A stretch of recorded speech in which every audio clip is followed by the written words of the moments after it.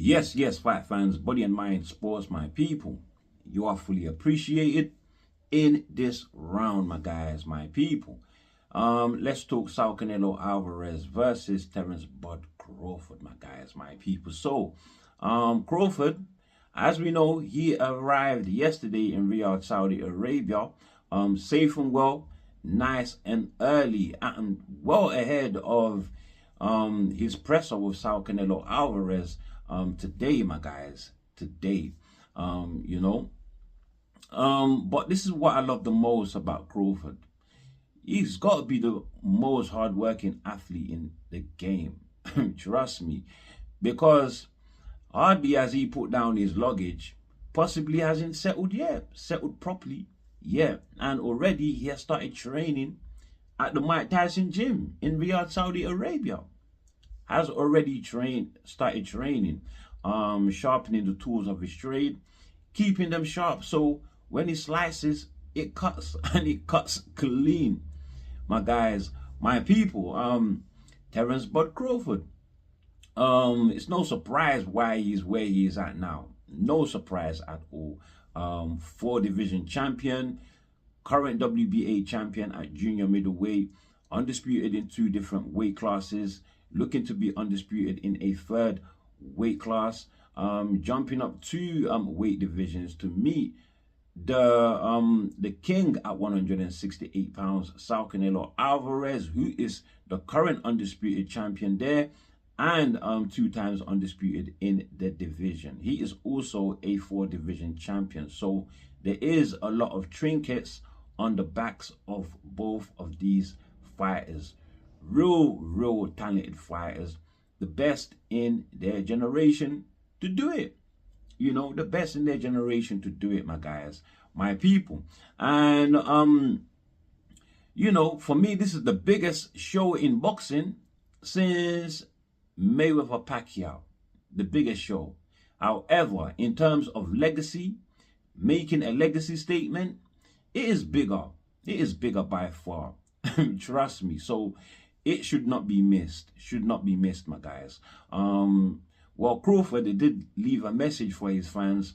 He says, he gives a shout out and says, make sure you guys come and support September the 13th. And he looks forward to seeing everyone at his presser today with Saul Canelo Alvarez, my guys, my people.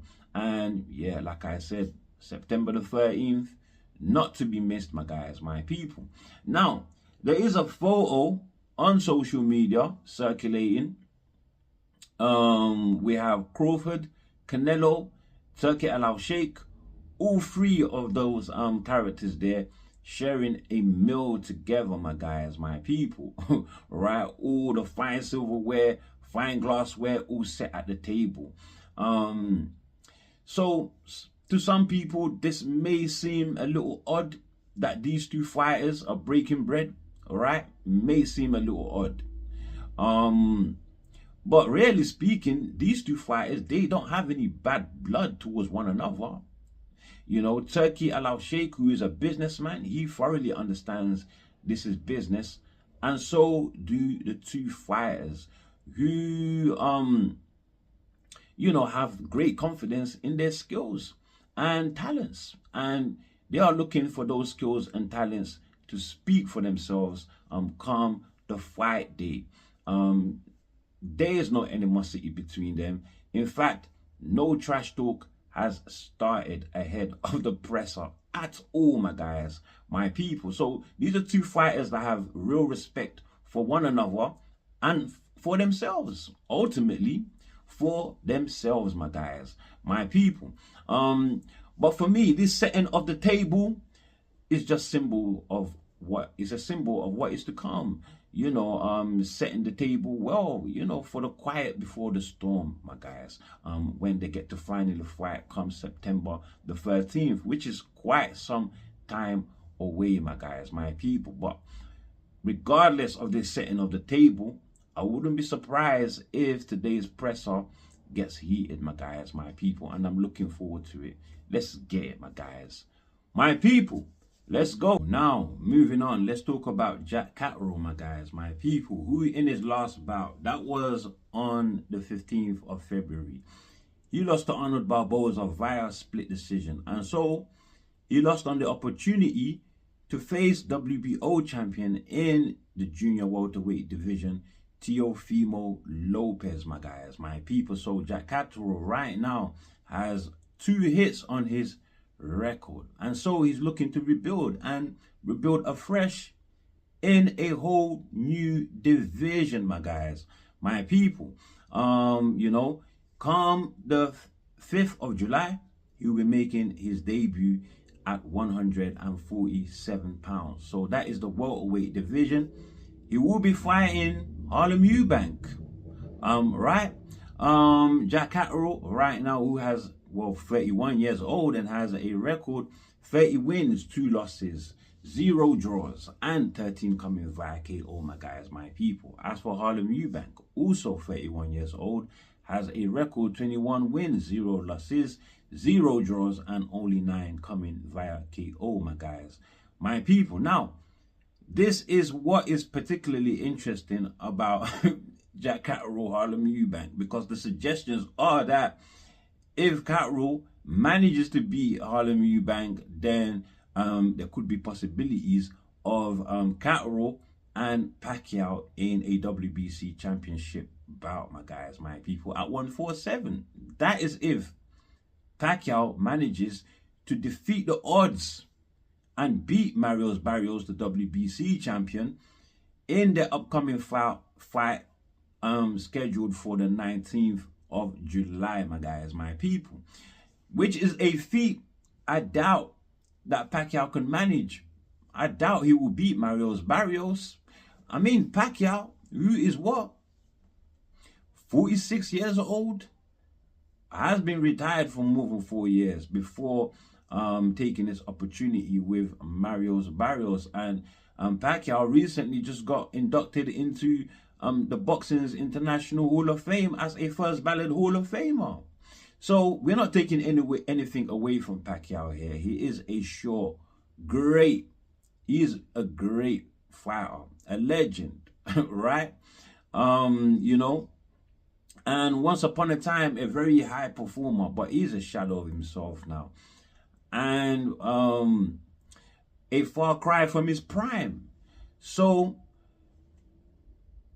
like most people, I believe he could seriously get himself hurt here against Marios Barrios, just like Paquiao was seriously hurt in his last fight before he ventured off into retirement against Yordenis Ugas. You know, so there are major concerns here surrounding Paquiao and Barrios, my guys, my people. However, if he's able to defeat the odds and defeat Marios Barrios, and he wants to make a voluntary defense of his WBC strap, then of course him and Catterall could have a showdown in which Catterall's trainer Jamie Moore is thoroughly against. He does not like it. He does not like it at all. Simply because he says Manny Pacquiao, he doesn't believe can beat Marios Barrios. However, if he manages to surprise everybody and beat Marios Barrios and become champion, still he wouldn't want he wouldn't want Pacquiao versus Catterall. Simply that boxing is a young man's game, and he's absolutely right. And he says that Pacquiao could seriously get hurt at the hands of Catterall, my guys, my people. And although he does want his fighter to get a title, he does not want to go through that path, you know. So this is a very hard decision for them. They're in a hard place, right? But look, in my opinion, I doubt if those are his only concerns. Because if Manny Pacquiao manages to beat Marios Barrios, that would be an amazing feat. That he breaks his own record of the oldest champion in the world, in the history of the welterweight division. You know, but then if he goes on to beat Catterall as well, who is a former world championship contender, well, that would be glorious for Manny Pacquiao, but absolutely catastrophic for Catterall, who is trying to rebuild right now. He's trying to rebuild in a whole new division. His career will be done, absolutely done. He will be an easy target for everybody else who's looking for easy money, my guys, my people. And yeah, that's just the way I see it. So I don't think, regardless if Pacquiao was to surprise everybody and beat Barrios, that we're going to see Pacquiao versus Catterall. And that's where I stand on that.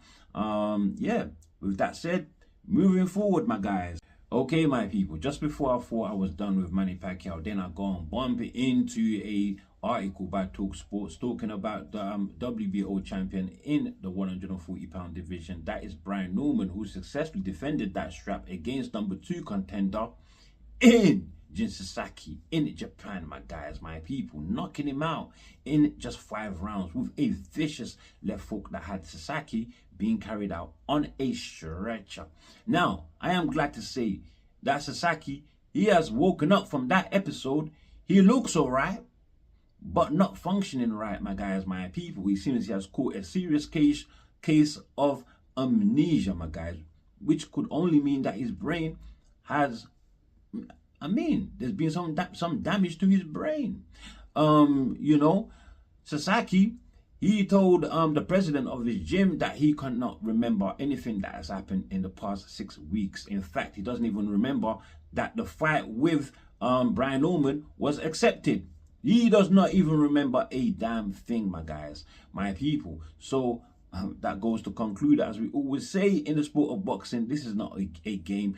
You cannot play boxing, my guys, my people. This is something only for true warriors, for real, for real. So that leaves me even more worried, because Brian Norman, who was gonna go on to unify with Jerome Luis Ennis, who is now decided that he will move up to 154, my guys, my people, which means that he will be vacating his IBF and WBA straps, my guys, my people. So no one in sight for Brian Norman to immediately unify with. So he's now saying he will be targeting Manny Pacquiao. He wants Manny Pacquiao. If Manny Pacquiao is able to beat Barrios, the WBC champion, in their upcoming fight, July the 19th, my guys, my people. And that is crazy. Brian Norman, who says he has always wanted the WBC strap, my guys, my people. And Manny Pacquiao is a legend, so you would want to have that legendary name on his resume, my guys, my people. But listen, Manny Pacquiao is an old man, someone that just got inducted recently into the Hall of Fame. So he will get no credit for beating an old Manny Pacquiao who is way past his prime, my guys, my people. 0 credits, my guys, my people. So it only goes to show that he only wants this bout simply because of Pacquiao's huge name, which is still huge box office, my guys, my people. Only influenced by money, schmuller, my guys, my people. But look, you really can't blame Brian Norman though, because Manny Pacquiao, he has put himself back in the game coming out of retirement. And well, dear Lord, my guys, if he beats Barrios, then it is fair game. He has a title, and champions want to unify, my guys, my people. But still, Brian Norman, please leave this one alone. Should be targeting somebody else, my guys, my people. Make another defense or something. Leave Pacquiao alone. In fact, I believe Barrios is going to beat Manny Pacquiao anyway, so why don't Brian Norman unify with Barrios, try to make that fight happen? You know, I think that would be a great unification bout, my guys, my people. But as for Pacquiao, if Pacquiao wins and beats Barrios, Brian Norman and Pacquiao fighting, what the hell do you think is going to happen to Manny Pacquiao if Norman was able to do what he did to Sasaki, my guys, my people? Listen, I'll leave you guys to answer that. Okolie versus Kevin Larena. Now, this is really tricky. I say really tricky, my guys, my people. Kevin Larena, right? He is not the he is not the biggest heavyweight. He's not the biggest heavyweight. After all, he is a former cruiserweight. Has had enough fights in heavyweights now for us to call him a fully fledged heavyweight now, my guys, my people.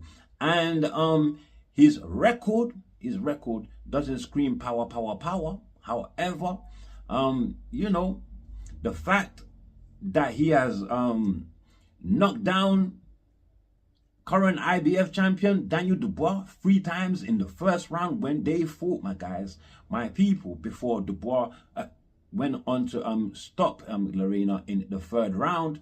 And the fact that Larena had Justice Hooney, the man that gave you know, Fabio Wardley a boxing lesson before Hooney finally got stopped in the 10th round, my guys, my people. Because of those 2 fights there, Kevin Larena, I would say otherwise. He definitely can punch. His record, he's really not telling the truth. He definitely can punch, my guys, my people. And so I think this is a very, very hard fight for Okolie, who doesn't have the prettiest of style. Not really fundamentally great to watch. To tell you the truth, I'm not really sure about Okolie's style, and I think Kevin Larena may upset the show and beat Okolie. Okolie, my guys, my people.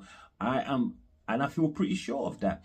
Kevin Larena and Okolie were supposed to meet at Bridgerweight when Okolie was WBC champion. However, that fight fell through because Okolie, well, he moved up to the heavyweight division, and even Okolie himself is not fully established in the heavyweight division, having just had 1 fight, his debut fight against Hussein Mohammed, who he stopped in just 1 round. So he hasn't had enough rounds in the heavyweight division either. So relatively an inexperienced heavyweight, my guys, my people. So yeah, it looks like they were destined to meet because they were supposed to meet before at the Bridgerweight. So now they finally meet, and we shall see who will win between them, my guys, my people. Dylian Whyte versus Francisco Rodriguez. This is taking place tomorrow, my guys, my people. It is a flyweight bout. Dylian Whyte will be defending his interim title that he won via beating Sonny Edwards in November of 2024, my guys, my people, via a 6-round stoppage, my guys, my people. You know, Sonny Edwards, who is a former IBF champion in the flyweight division, you know, however, Dylian Whyte, his name didn't set alight after that win. I would say possibly because Sonny Edwards himself in the fight, his heart was not in the fight at all. He was asking to be pulled out. You know, I believe in just like the 2nd round of the fight, and didn't really put on a brave performance at all. So definitely he just didn't want to be there, you know. So and after that he retired. So that's possibly why Dylian Whyte has not gained any momentum for his name to rise after that, simply because people may be thinking that he beat a Sonny Edwards who's 1 foot already outside of the door and into retirement, my guys, my people, as he retired after that fight in November of 2024, my guys, my people. You know, Dylian Whyte, though, is an Olympian. He is an Olympic gold medalist, and his fight against Francisco Rodriguez is not going to be easy. It is not going to be easy at all. He would have to pass Rodriguez in order for him to face the unified champion in the division, Kenshiro Teraji, my guys, my people, who holds the WBC and WBA straps, my guys, my people. So yes, he would have to get past Francisco Rodriguez. Dylian Whyte has, you know, Dylian Whyte, who is 32 years old, has a record 9 wins, 0 losses, 0 draws, 7 coming via KO, so he does hold power. Francisco Rodriguez, also 32, 39 wins, 6 losses, 1 draw, and 27 coming via KO, my guys. But out of his 6 losses, he's really just lost to the best, my guys. One of which is Junto Nakatani, and then he lost to Loka in it was challenging Loka for his WBO strap in the super featherweight division, and then he lost to champion then at the junior flyweight division in Donny Nietes, my guys, for the WBO strap. So yeah, that is what we have on Francisco Rodriguez, who is a very hardy Mexican fighter who can punch, my guys, my people. So let's see what Galayu fight can make of him come tomorrow night, my guys, my people. What else do we have? Okay, the WBO. Joseph Parker will be fighting next in September, my guys, my people. And the president of the WBO, Gustavo Oliveira, he has said this, quote, "Yes, Joseph Parker may defend his interim title against any of the top 15 WBO world-rated contenders." So he says while speaking to Sky Sports. That is WBO president Gustavo Oliveira about Joseph Parker, who is currently the WBO interim champion. And it has been revealed that he will be the immediate mandatory. So he will be up next to fight the winner of Daniel Dubois and Usyk, my guys, my people, who are fighting on the 19th of July. However, it's very likely that Joseph Parker would have to get past Derek Chisora first. Derek Chisora, who he has fought twice already. The first time it was a very close fight. Joseph Parker actually got dropped in that fight twice, my guys, my people. However, he did manage to squeeze the win via split decision. And they did have the rematch in the same year of 2021. And Chisora that time was dropped twice in that fight. He was dropped twice in that fight himself. And Parker went on to win via unanimous decision, my guys, my people. And Parker has been on a great run, defeating the likes of Deontay Wilder and Zhilei Zhang, and lastly Martin Okolie, my guys, my people. But so has Chisora. He has been on quite a good run as well. Just recently squeezed out 2 great wins. Firstly, against Joe Joyce, unexpectedly, my guys, to everyone's surprise, actually dropping Joe Joyce in that fight. And then lastly against Otto Wallin, my guys, my people, who he just absolutely dominated, my guys, my people. But Joe Joyce, though, who troubled Parker, gave Parker a hell of problems, my guys, my people, when he defeated Parker, my guys, my people. So I don't really know how this fight is gonna go with Chisora, and I'm sure that Chisora, who wants this fight as well. He wants this fight as well, my guys, my people, and I'm sure he's taking it because he believes he is going to win, and if he does, that will put him in a mandatory status, my guys, to get the title shot next. So it'll be good for him. Besides that, it is a good money fight for both fighters. It is not, the biggest name that both fighters could face right now. I mean, there is the likes of AJ. Even Dylian Whyte would have been, a good opponent for both of them. But Dylian Whyte obviously facing Moses Itamo, my guy. So he's out of the picture. As for Parker, though, I think you would think that this represents, the easiest big name that he can face, if you understand what I'm saying. So the biggest, the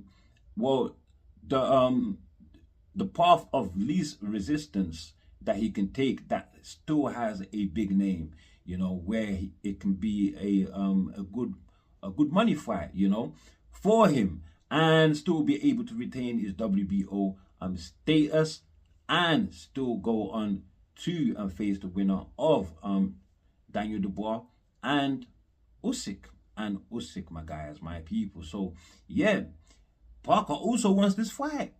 he also wants this fight, as according to his promoter, David Higgins, who says, while speaking to Sky Sports, quote, "I'm sure he would be open to a third fight."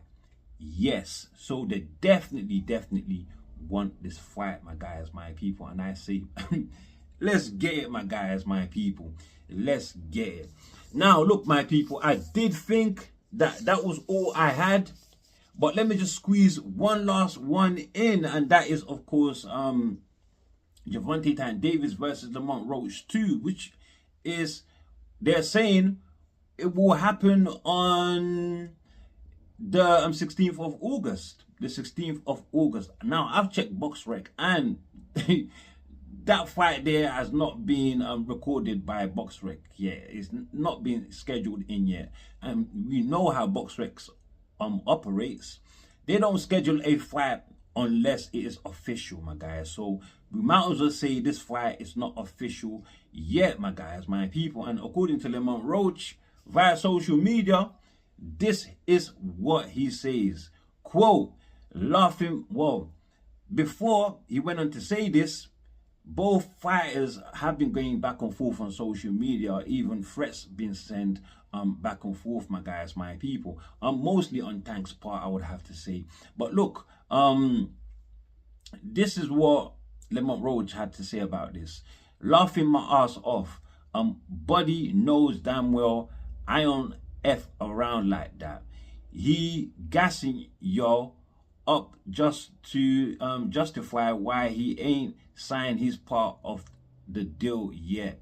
He may pull out of the fight. Stay tuned. So now we understand why the fight is not yet recorded on BoxRec, because simply Tank hasn't signed his end of the deal. And you can see here that Lamont Roach is saying that Tank may pull out of the fight, and I wouldn't be surprised. I actually spoke about this when I spoke about Hitchens's win against George Kambosos, which was just last weekend, my guys, my people. And I was saying that Tank on social media was calling Hitchens out, saying